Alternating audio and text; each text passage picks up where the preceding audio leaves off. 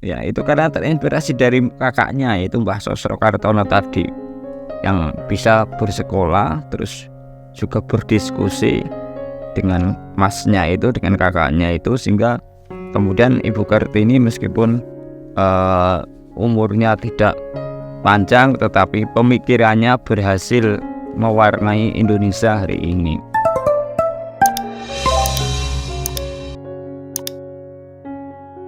Assalamualaikum warahmatullahi wabarakatuh.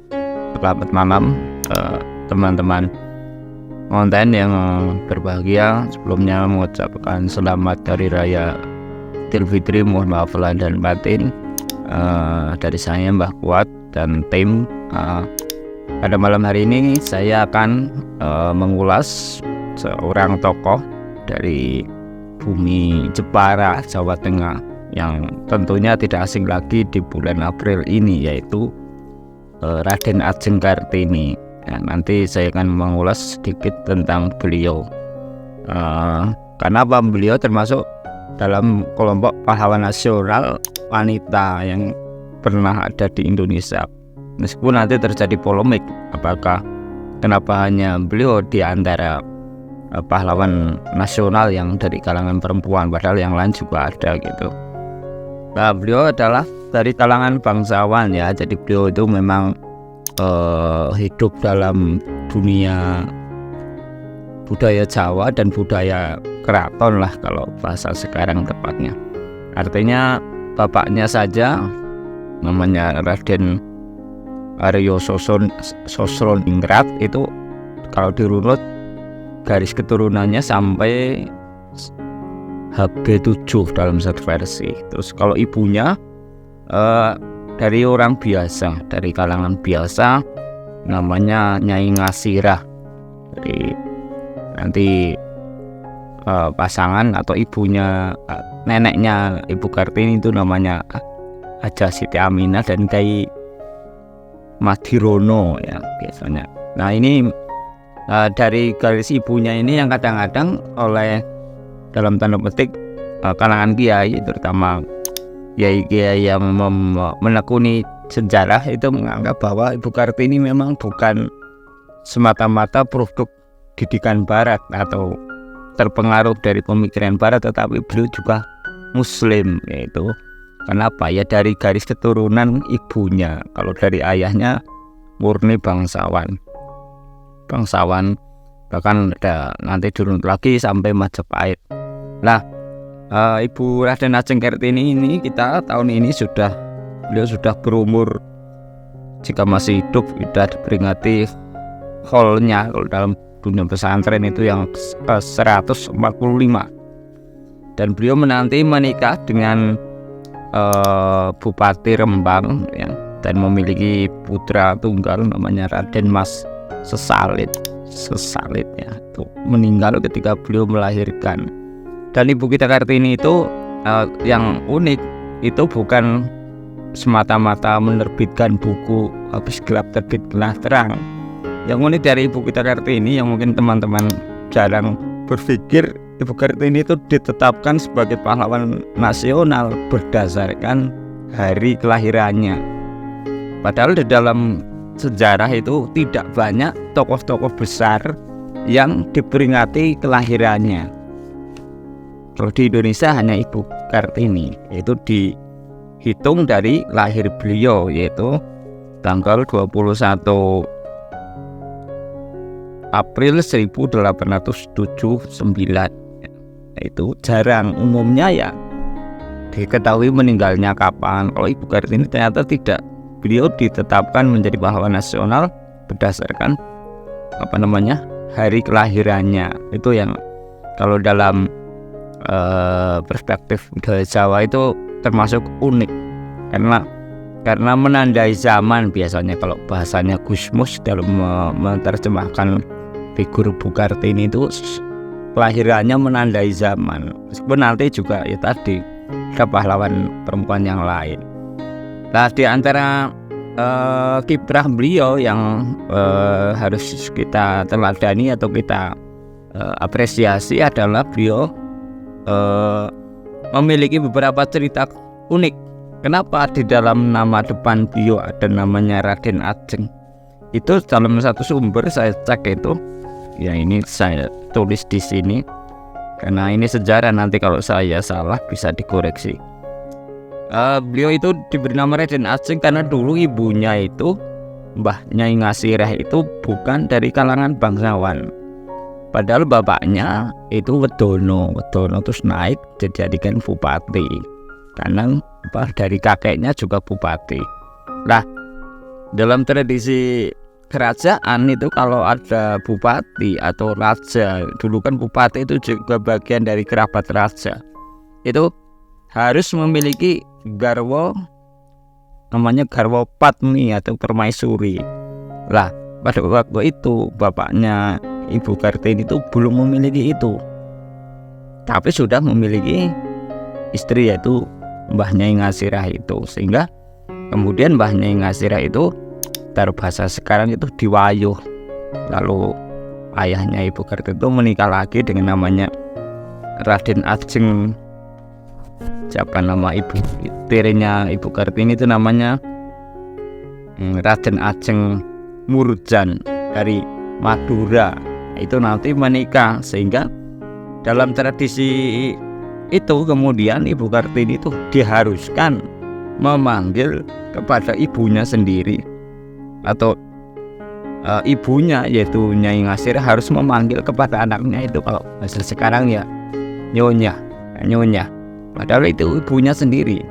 Makanya beliau kemudian mau tidak mau, karena awal bagaimanapun selamanya namanya ibu itu, apapun yang terjadi tetap ya ibu, tidak ada hubungannya karena kasta, karena jabatan, karena apa. Nah, Ibu Kartini waktu itu tetap kokoh menjaga prinsipnya, yaitu tidak bersedia dipanggil nyonya oleh ibunya sendiri gitu.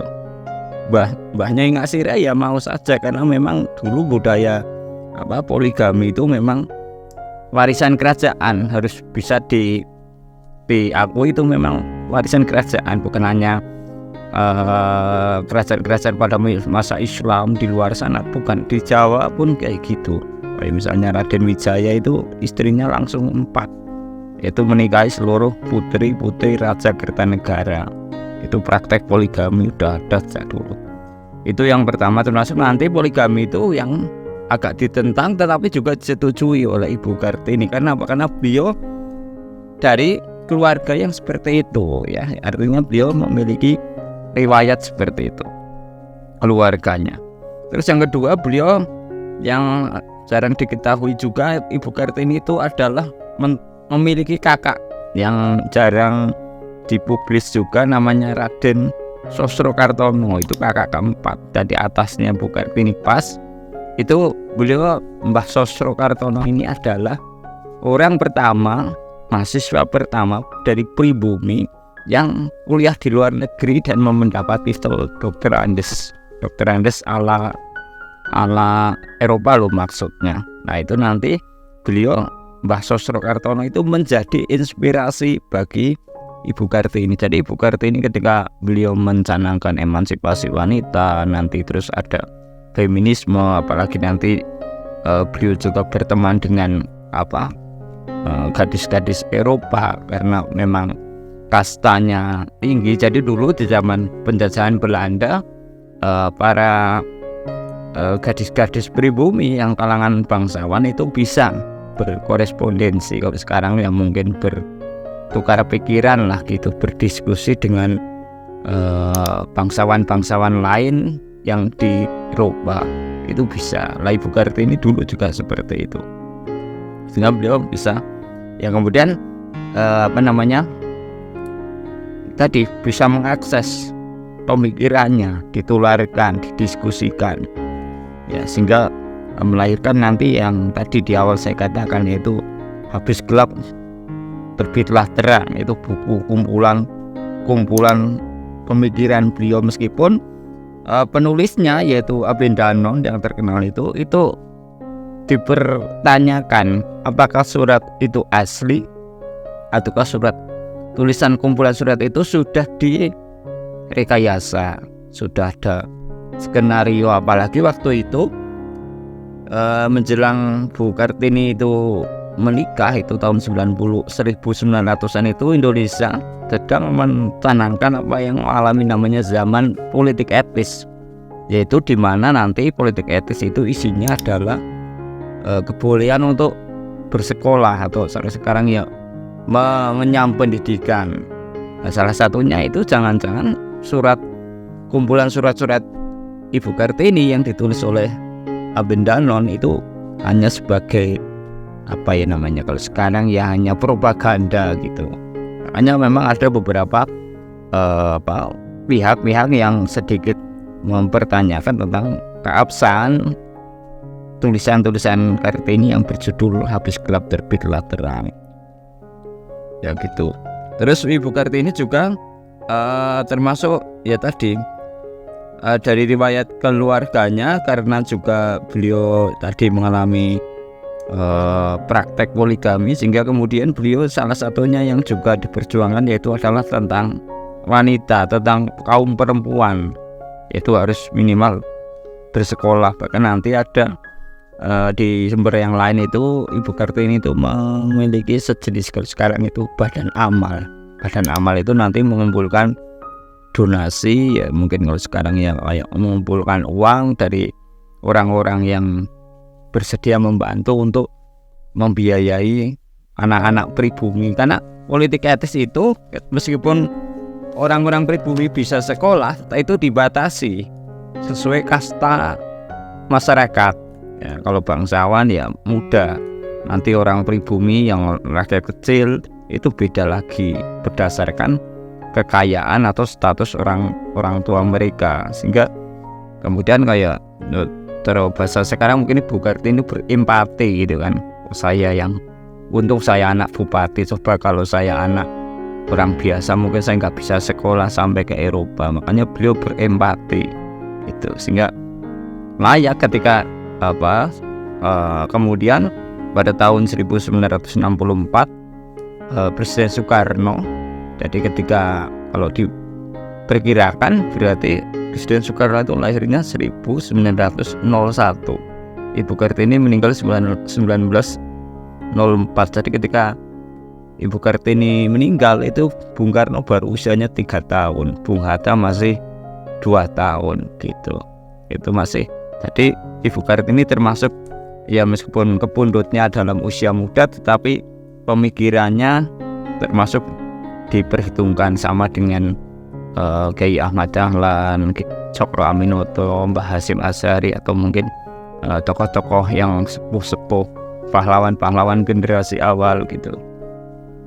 Itu sehingga layak tadi dianugerahi pahlawan nasional oleh Presiden Soekarno pada tahun 1964 sesuai dengan ada Kepresnya, Kepres nomor 108 tahun 64, dan diperingati berdasarkan tahun kelahirannya. Itu yang unik.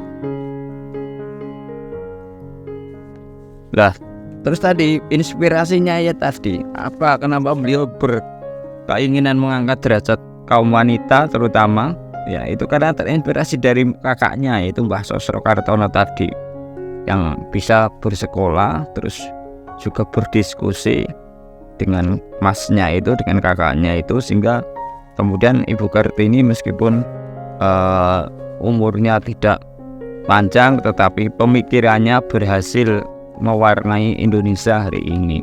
Kadang kalau kita sering membaca tagline berita, kadang kita para penulis berita itu menggunakan diksi Kartini modern, ada Sri Kandi gitu kan. Kalau Sri Kandi itu kan memang tokoh di wayang, kalau Kartini kan asli gitu kan, sehingga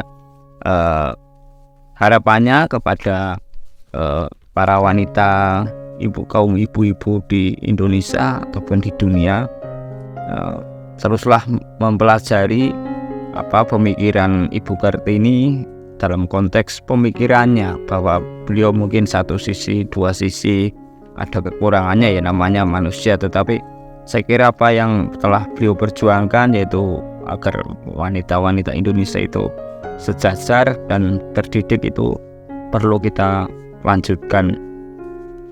Mungkin itu yang bisa saya sampaikan ya, sehingga semoga bermanfaat. Assalamualaikum warahmatullahi wabarakatuh.